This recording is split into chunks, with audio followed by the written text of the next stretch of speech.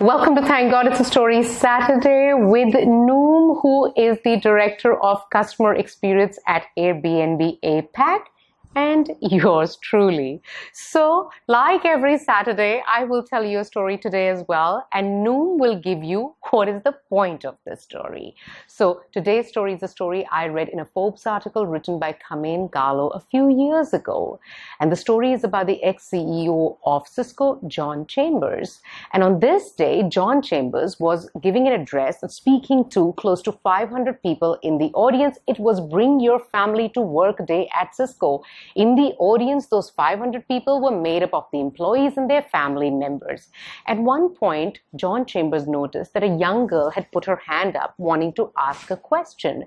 Now, even though this girl wanted to ask a question, it was obvious and visible that she was really struggling to ask a question. So John Chambers went closer to the girl and encouraged her to ask. And the girl started to cry and shared with him that she had dyslexia. At this point, John Chambers shared with her that even he had dyslexia. And he mentions in this interview that he can give a speech and a talk and a keynote to 1,000 people in the audience, which could have presidents and prime ministers and really senior people, and he'd be fine. But the moment a conversation is about dyslexia, his palms sweat because he is taken back to his classroom in West Virginia, where kids would make fun of him because he had dyslexia.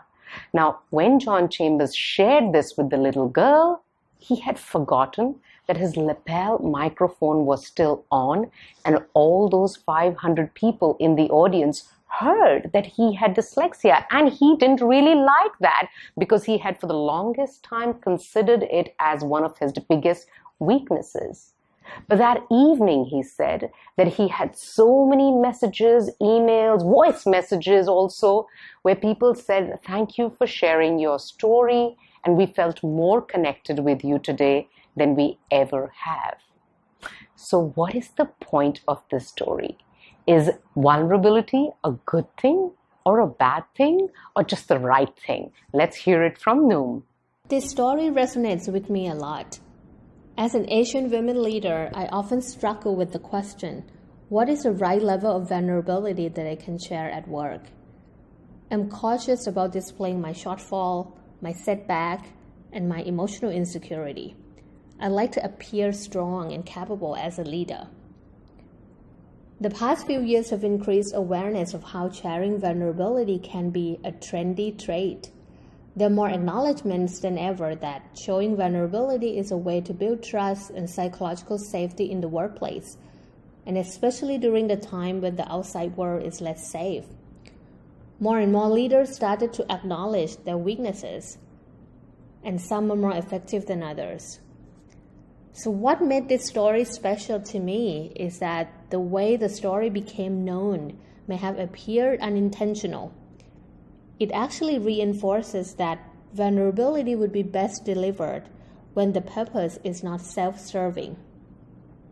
This story was not told for the CEO to gain popularity, or is not used as an excuse or an explanation for not delivering a certain outcome. But instead, it was used solely to serve others, and in this case, a young girl who struggled to find her voice. So my takeaway is, as much as I find the concept of vulnerability comforting, the point of the story reminds me to not jump on the bandwagon of pouring vulnerability without ensuring that I have some guardrails. And these guardrails, in simple terms, are: number one, what is the purpose of the sharing? Is this for myself to look good, or is this to serve others? And second, how will this help the team in their journey toward a high-performing team?